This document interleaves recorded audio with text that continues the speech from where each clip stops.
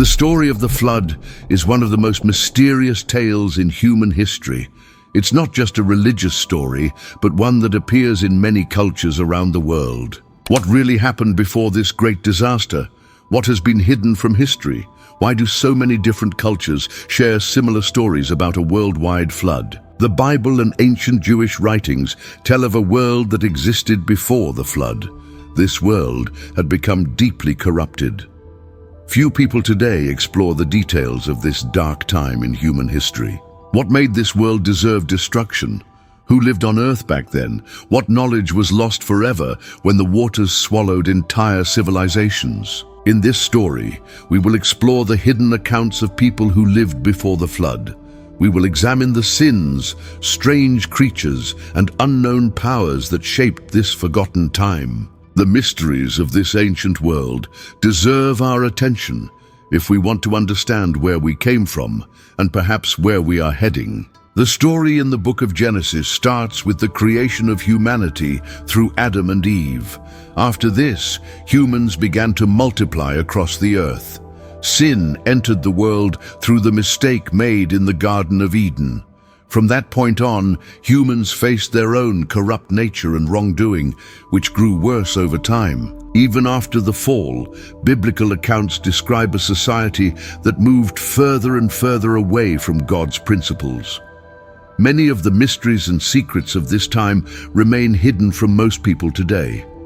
Only those who deeply study ancient texts know about them. Besides the Bible, scholars look to ancient Jewish writings to shed light on these events. Among the remarkable events of this time were fallen angels, demonic beings, and practices of magic and sorcery. These things highlighted the growing chaos and moral corruption of humanity. This corruption would eventually lead to such deep degradation that it resulted in the Great Flood during Noah's time. According to Holy Scriptures, the first family line to live in the world came from Adam. This line branched out through Cain, who was marked by his sin. Cain was a wicked man in God's eyes, and his descendants followed a path away from God. Some of Cain's descendants became skilled musicians, craftsmen, and masters of various trades. Tradition holds that most of Cain's family line did not worship the God of Adam.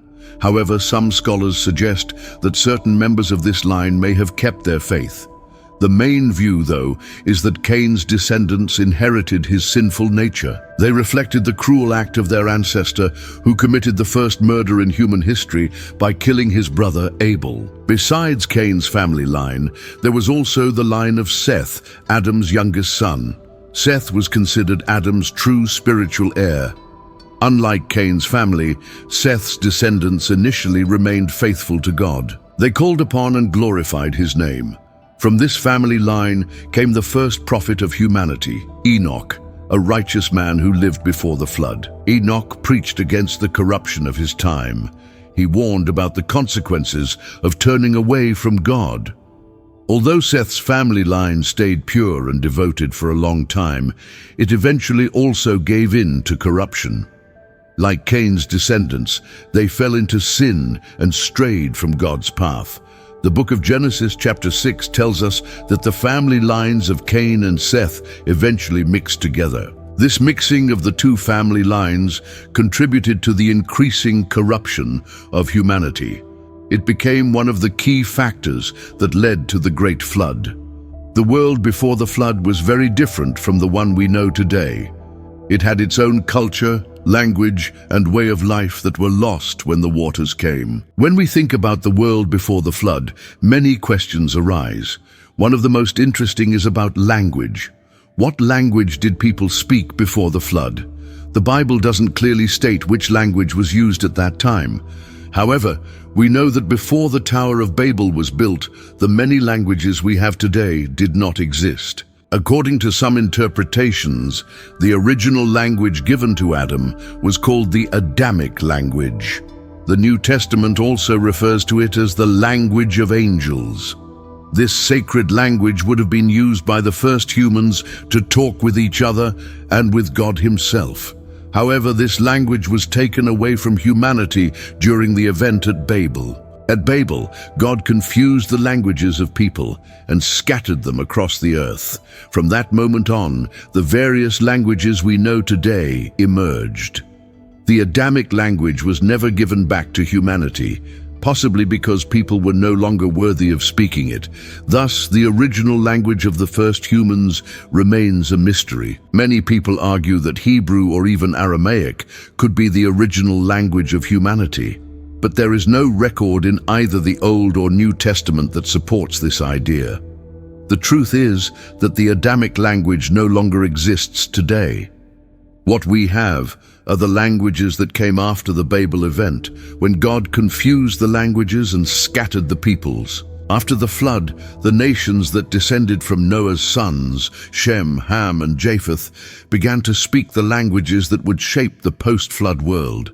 These languages formed the basis for all the languages we know today, but they were not the original language spoken by Adam and Eve in the Garden of Eden. Another little-known aspect of the pre-flood era was the remarkable long life of humans at that time. Unlike today, where life expectancy hovers around 100 years at most, and even then, often with illness and physical decline. Back then, it was common for people to live for centuries while maintaining their strength and energy. Biblical records show that some individuals reached extraordinary ages. Methuselah, the son of Enoch, is mentioned as having lived 969 years. This makes him the longest-lived person mentioned in the scriptures. The population of that time was used to living well beyond 900 years, something we can hardly imagine today. This exceptional strength and resilience show how the pre-flood world was very different from the reality we know. People had longer to learn, to build families, and to pass down knowledge. They also had more time to develop both virtue and vice. The long lifespans may have contributed to the depth of corruption that eventually spread throughout the earth. Scientists today cannot explain how humans could have lived so long. Some suggest that the environment before the flood was very different, with more oxygen in the air, a stronger magnetic field protecting the earth, or even a water canopy in the atmosphere that filtered harmful radiation. Whatever the cause, these long lives ended after the flood. In the book of Genesis, chapter 6, we read about profound corruption among humanity. This corruption involved both spiritual and material aspects. According to the biblical account and other ancient traditions, certain fallen angels, who would later be identified as demons, are said to have taken human form and engaged with the women of that time. From these unions, children were born, who represented a great distortion in the natural order of creation. Furthermore, these corrupted celestial beings, by interacting directly with humans, shared hidden knowledge that had previously been unknown to humanity. This contact greatly increased the moral and spiritual corruption in pre-flood civilization. Sources such as apocryphal Jewish books, the Dead Sea Scrolls, and writings like the Book of Jubilees and the Book of Enoch state that these fallen angels taught forbidden practices. These included magic, sorcery, and various forms of occultism. Many of these secret arts have been preserved over the centuries, while others have been lost over time. Besides esoteric knowledge, these entities are also said to have taught humanity about warfare and the making of weapons. They introduced the use of swords, spears, bows, and armor. According to these traditions, this period was marked by great chaos, with violence and corruption spreading rapidly across the earth. The destructive influence of these beings was so intense that it directly contributed to divine judgment, resulting in the great flood that swept across the earth. Thus, the pre-flood world became a scene of disorder and transgression, leading God to decree its destruction to restore order and purity to creation. When the fallen angels united with human women, they gave them occult knowledge that had previously been exclusive to celestial beings. As a result, these women became sorceresses, witches, necromancers, seers, mediums, and practitioners of mystical arts.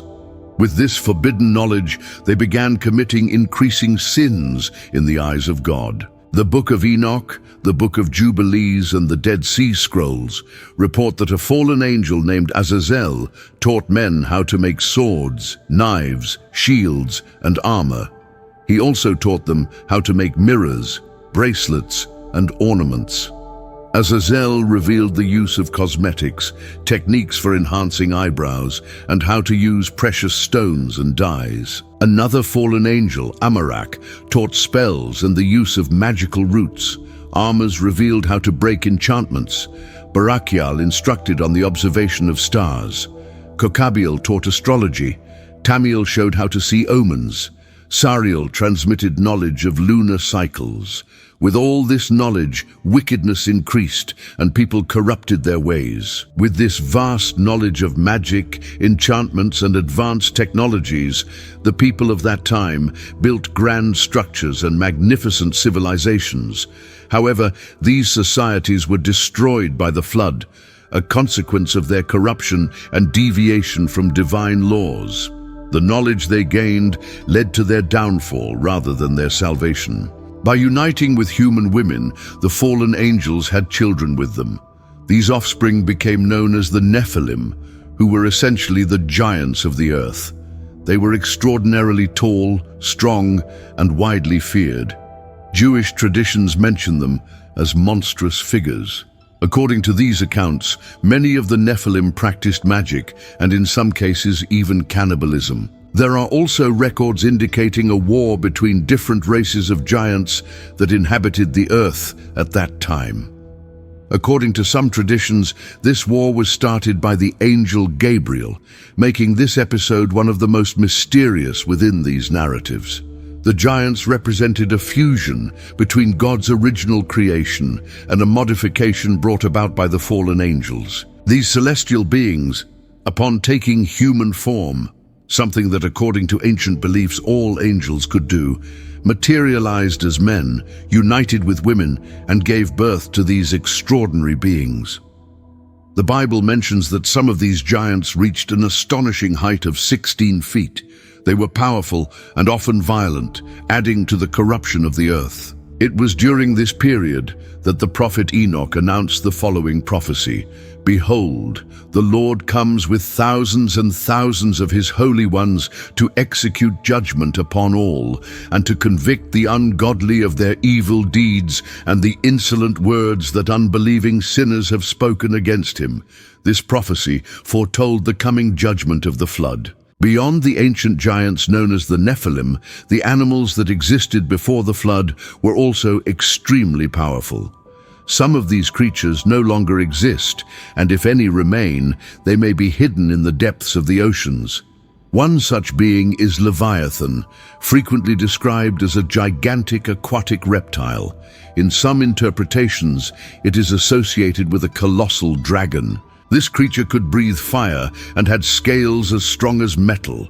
The description of Leviathan in the Book of Job is both astonishing and fearsome. The Bible also mentions the existence of other giant reptiles, which today we might call dinosaurs. All these creatures lived before Noah's flood. They were part of the original creation that was largely wiped out by the waters. According to ancient Jewish traditions, it is believed that from the days of Jared, Adam's descendant, the fallen angels came to earth and caused great disturbance among humans. From that time until the flood, approximately 200 years passed. This was a period of intense trouble on earth, marked by the presence of fallen angels, giants, practices of witchcraft, and ancient civilizations. These pre-flood civilizations possessed knowledge that was both mysterious and unsettling. They built with technologies we can scarcely understand today. Some traditions suggest they harnessed energies and forces that modern science has yet to rediscover. All of this was lost when the waters came and cleansed the earth of its corruption. In the midst of this world full of corruption and violence, one man found favor in God's eyes. Noah was righteous and blameless in his generation. He walked with God when everyone around him walked in darkness. God chose Noah to preserve life on earth after the coming judgment.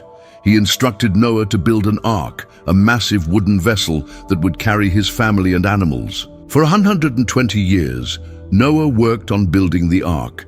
During this time, he also preached to the people around him, warning them of the coming judgment. But they did not listen. They mocked him for building a huge boat on dry land. They couldn't imagine water covering the entire earth. They had never seen rain before, as a mist had always watered the ground in the pre-flood world. When the ark was finished, God sent the animals to Noah. 7 pairs of every clean animal and 1 pair of every unclean animal came to the ark. Noah, his wife, his 3 sons, Shem, Ham, and Japheth, and their wives entered the ark. Then God closed the door. For 7 days, nothing happened. Then the fountains of the great deep burst forth, and the windows of heaven were opened. Rain fell on the earth for 40 days and 40 nights.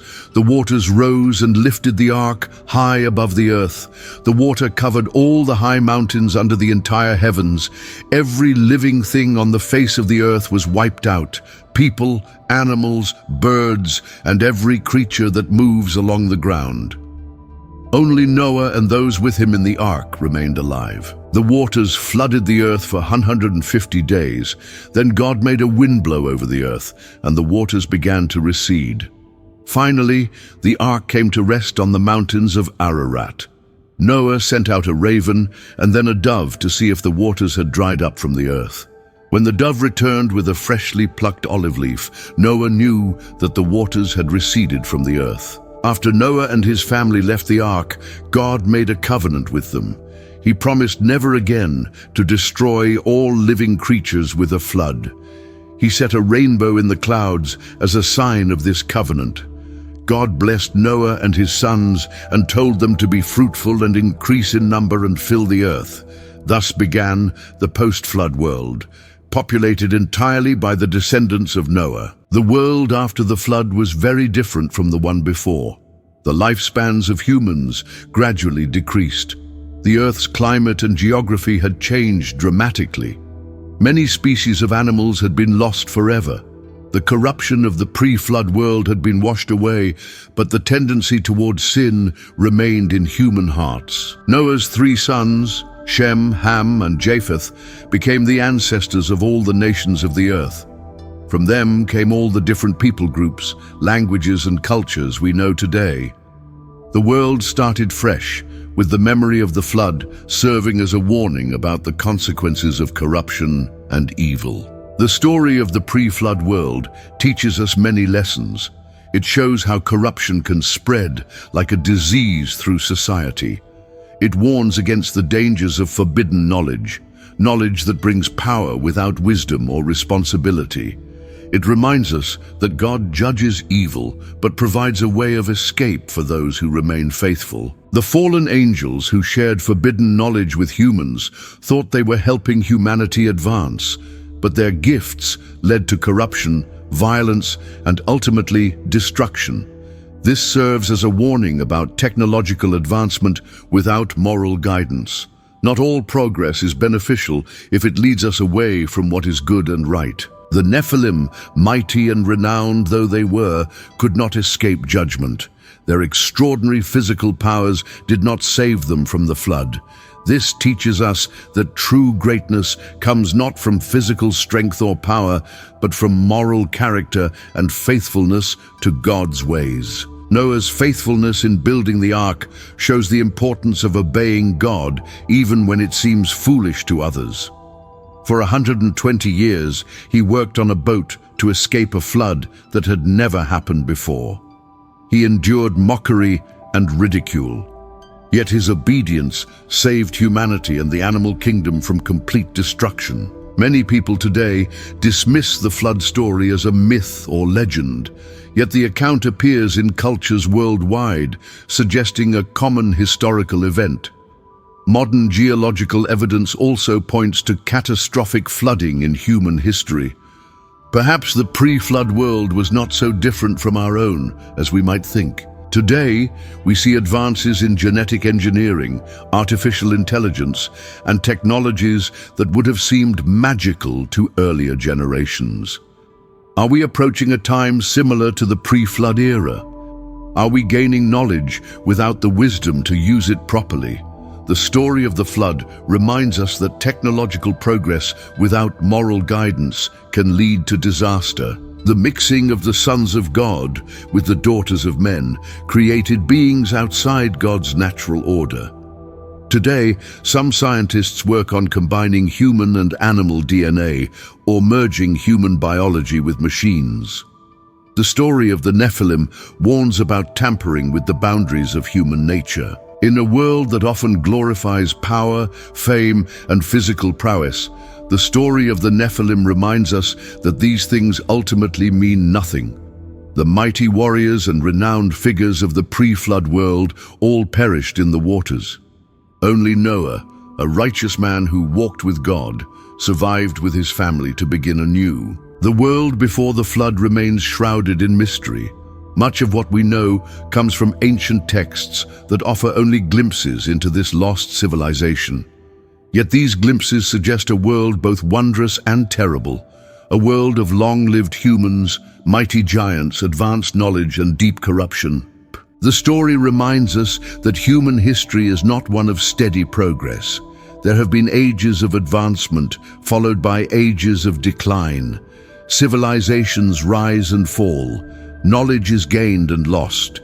The pre-flood world may have possessed technologies and understanding that we are only now rediscovering. Most importantly, the story of the flood shows that God cares deeply about how we live.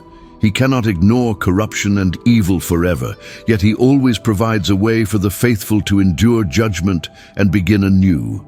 Noah's Ark stands as a symbol of both judgment and mercy, the destruction of a corrupt world and the preservation of hope for a better one. As we face our own global challenges today, climate change, technological disruption, social upheaval, the story of the pre-flood world and Noah's faithfulness offers wisdom from the ancient past. Perhaps in understanding this lost world, we can better navigate our own uncertain future, avoiding its errors and learning from its downfall.